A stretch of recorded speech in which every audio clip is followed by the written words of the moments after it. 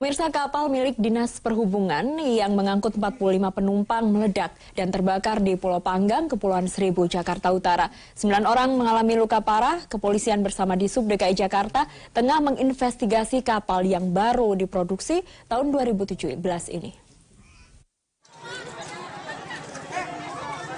Perjalanan wisata karyawan unit pelaksana perparkiran DKI Jakarta berakhir petaka. Kapal yang mereka tumpangi milik Dinas Perhubungan yang mengangkut 45 penumpang meledak dan terbakar di Pulau Panggang, Kepulauan Seribu, Jakarta Utara, Minggu siang. Kapal ini seyogyanya akan membawa pulang karyawan UPT perparkiran ke Pantai Marina Ancol. Video amatir milik warga ini memperlihatkan penumpang yang mengalami luka bakar diberikan pertolongan pertama oleh warga setempat. Sementara petugas di suplainya mengevakuasi korban dari dalam kapal. Belum diketahui penyebab ledakan, namun sumber ledakan berasal dari belakang kapal, sehingga mengakibatkan 9 penumpang yang duduk di bangku belakang kapal mengalami luka bakar cukup parah. Satu di antara korban merupakan anak berusia 5 tahun. Seluruh korban luka-luka dibawa ke Pantai Marina Ancol menggunakan kapal ambulans menuju Rumah Sakit Koja, Jakarta Utara. Korban rata-rata mengalami luka bakar ringan hingga sedang. Beberapa di antaranya menderita cedera di kepala, tangan, dan kaki lantaran benturan saat terjadi ledakan di dalam kapal.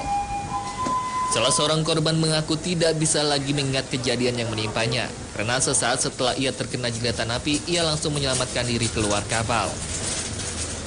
Itu kapal bisa meledak dari mana tuh, Pak? Wah, nggak ngerti, Pak. Saya tahu-tahu udah keluar aja, Pak. Gitu loh. Tiba ada ledakan itu, Pak? Nggak ngerti saya. Keluar tuh lempar gitu maksudnya? Oh, enggak, saya lari keluar. Itu di tengah air atau masih belum lagi mau perjalanan, Pak? Mau perjalanan, Pak, ya? Mau jalan dong. Ada.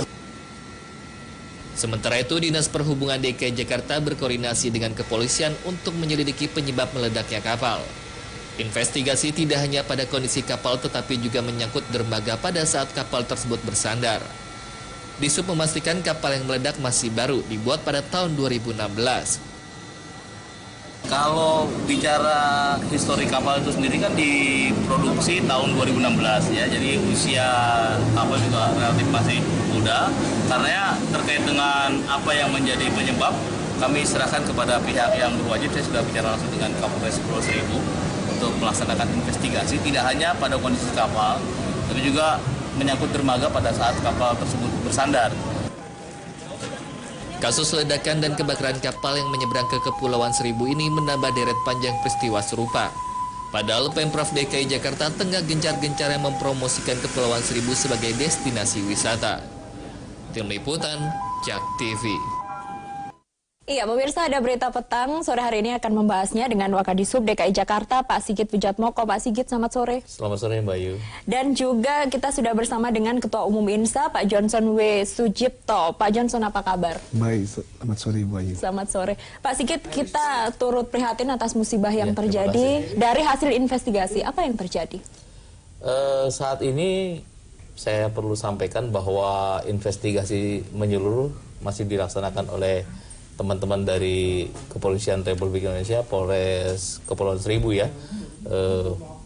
Informasinya besok juga dari Puslap For Mabes Polri akan melaksanakan pengecekan terhadap kapal yang ada di dermaga Kaliadem, karena memang kapal untuk memudahkan investigasi kita sudah tarik dari dermaga Pulau Panggang ke dermaga Kaliadem di kawasan Angke.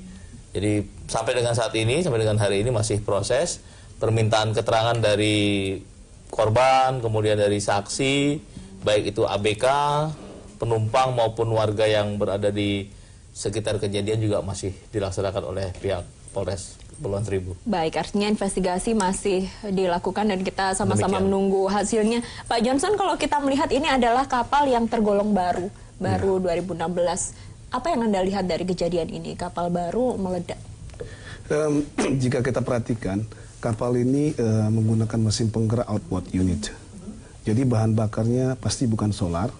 Bahan bakarnya mungkin premix atau bensin. Jadi bahan bakar ini memang lebih flammable, lebih cepat kalau ada api lebih cepat nyamber dibanding inboard engine yang menggunakan solar. Jadi kalau saya perhatikan mungkin ada kaitannya dengan fuel line-nya, ya, bahan bakar, ya. Selanjutnya mungkin tim investigasi bisa lebih tahu, tetapi yang jelas mesin outboard, bahan bakarnya premix atau bensin. Baik, jadi ada indikasi penyebab kebakarannya berada di bahan bakarnya. Terkait dengan fuel line-nya. Baik, walaupun kita masih sama-sama menunggu hasil investigasinya. Pak Sigit, ada 9 korban yang dirawat, bagaimana kondisinya?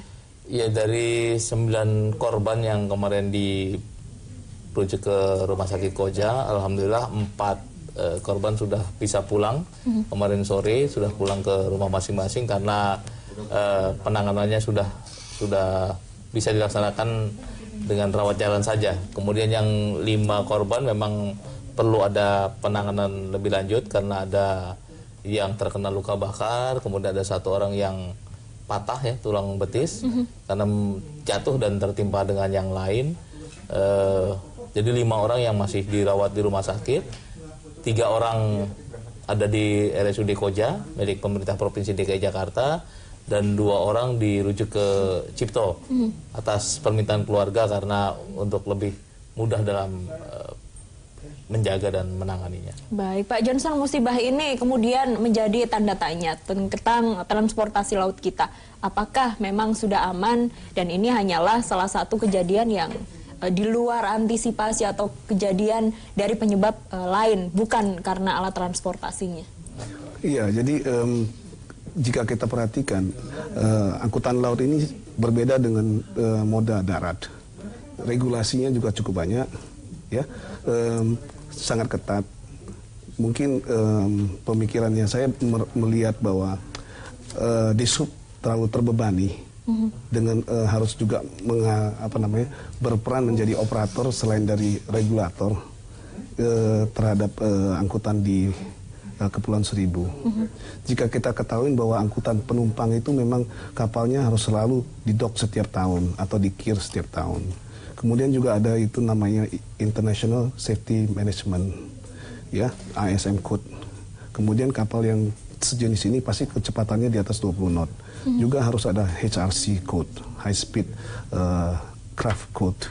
Jadi banyak sekali yang harus diinikan. Jadi mungkin ke depan, ya, saya lihat mungkin harus diperbantukan kepada yang swasta atau profesional karena memang bebannya berat sekali untuk Dinas Perhubungan DKI. Benarkah Pak Sigit bebannya berat sekali dan mungkin dari Dishub kewalahan atau harus diperbantukan ke swasta? Ya, mandat dari Pak Gubernur maupun Pak Wagub, ya, sesuai dengan apa yang disampaikan Pak Wagub tadi malam di RSUD Koja, ada 2 hal yang perlu menjadi perhatian. Yang pertama terkait dengan musibah ini, Pak Wagub memerintahkan untuk dilaksanakan investigasi dan audit menyeluruh. Jadi nanti tentu hasil audit dan investigasi tersebut adalah berupa rekomendasi apa yang harus diperbaiki, apa yang harus dikerjakan dan dilakukan, tidak hanya dari sisi sarananya, dari sisi kapalnya, tapi juga prasarannya seperti fasilitas dermaga, fasilitas pelabuhan, maupun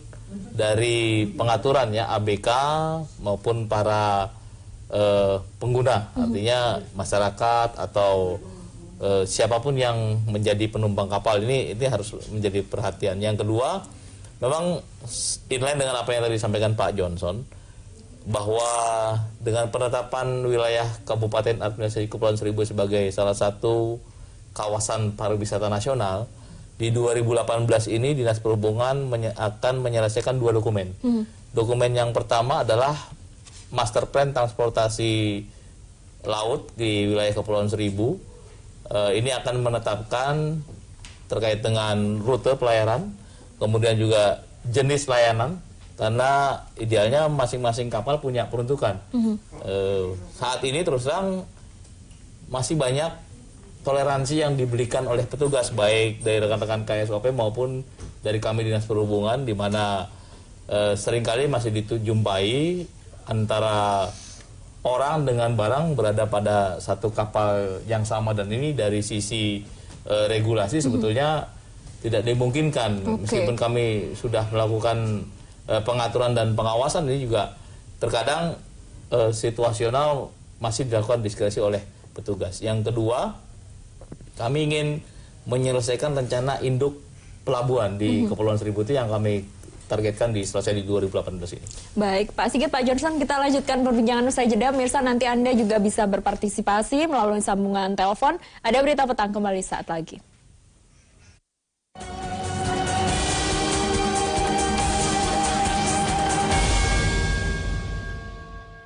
Mirsa, Anda bisa berpartisipasi bersama kami melalui telepon interaktif di 0215155111. Saya ke Pak Johnson dulu sebagai salah satu yang bergerak di industri kapal ya. Dari Kepulauan Seribu yang sekarang concern dijadikan pemerintah Provinsi DKI Jakarta sebagai daerah tujuan wisata. Apakah keamanan transportasi laut, segala macam kendaraan dan regulasinya sudah bisa memenuhi? Jadi untuk angkutan laut memang regulasinya ada di Kementerian Perhubungan, CQ, Direktorat Jenderal Perhubungan Laut. Regulasinya semua sudah ada, jelas banget. Namun memang kalau diperhatikan, Jakarta ini kan instalasi Indonesia, jadi kita perlu memberikan perhatian khusus, terutama dengan angkutan laut. Pulau Seribu ini, kalau kita mau membuat Kepulauan Seribu menjadi tempat turis, maka suka nggak suka standar ini harus diterapkan. Mungkin yang paling penting adalah pemerintah mungkin memberikan subsidi dulu kepada kawan-kawan pengusaha yang ada saat ini, ya, karena mereka ini kan ada yang namanya pelayaran rakyat. Suatu keniscayaan bahwa mereka tetap harus eksis. Jadi saya mengusulkan kalau memang ini pemerintah DKI memberikan subsidi terhadap kompetensi para pelautnya ataupun standar kapal-kapalnya serta perawatan kapalnya. Karena safety is expensive dan non-negotiable. Baik, tadi dikatakan ada pelayanan rakyat. Apakah alat transportasi yang digunakan juga sudah bagus dan aman menurut Anda, Pak Johnson? Ya, secara jujurnya kalau mengikuti standarnya kami yang kapal niaga masih jauh di bawah standar. Jadi jika kita perhatikan kecelakaan kapal yang ada di Indonesia sekitar 75 kapal per tahun atau 3 kapal dalam 2 minggu. Dan kebanyakan ini adalah kecelakaan di pelayaran danau atau sungai. Jadi kita perlu hadirlah pemerintah. Baik, Pak Sigit, kalau kita saksikan tadi di tayangan kapal yang meledak, kondisinya bagus, secara fisik bagus, terus terlihat nyaman. Artinya apa ya, secara semuanya sepertinya membuat penumpang yang ada di situ nyaman. Tapi di sisi lain ada juga kapal-kapal yang kurang memenuhi standar. Apa yang akan dilakukan oleh Pemprov DKI Jakarta? Ya, tadi saya sampaikan bahwa ada 2 dokumen yang akan kita selesaikan. Ini sebagai dasar penetapan kebijakan lebih lanjut. Kita memang masih melakukan perbaikan untuk angkutan publiknya, baik itu yang berbasis jalan melalui PT Transportasi Jakarta, kemudian juga ada yang berbasis rel dengan penyediaan MRT dan LRT. Nah, ini inline dengan kebijakan untuk menetapkan wilayah Kabupaten Administrasi Kepulauan Seribu sebagai kawasan pariwisata strategis nasional. Tentunya kita akan segera nih. Kenapa? Karena animo masyarakat menuju Pulau Seribu juga semakin naik ya, setiap tahunnya jumlahnya juga semakin meningkat. Nah, ini menjadi satu tantangan untuk melakukan pengaturan lebih lanjut. Pak Johnson, ini tips untuk pemirsa di rumah untuk memilih transportasi laut yang aman dan nyaman untuk melakukan perjalanan seperti apa? Jadi mungkin kalau kita melihat contoh best practice yang ada, mungkin Batam ke Tanjung Pinang sudah cantik sekali karena ada competition antara Batam Singapura. Jadi bisa dilihat saja kapal-kapal yang ada di Tanjung Pinang ke Batam itu menggunakan bodi aluminium, dan tidak kalah pentingnya bahwa hanya hardware software, tapi ada satu sistem manajemen yang wajib diterapkan oleh perusahaan atau pelayaran pengusaha kapal itu yang mengangkut manusia atau penumpang. Itu adalah ISM Code, International Safety Management Code.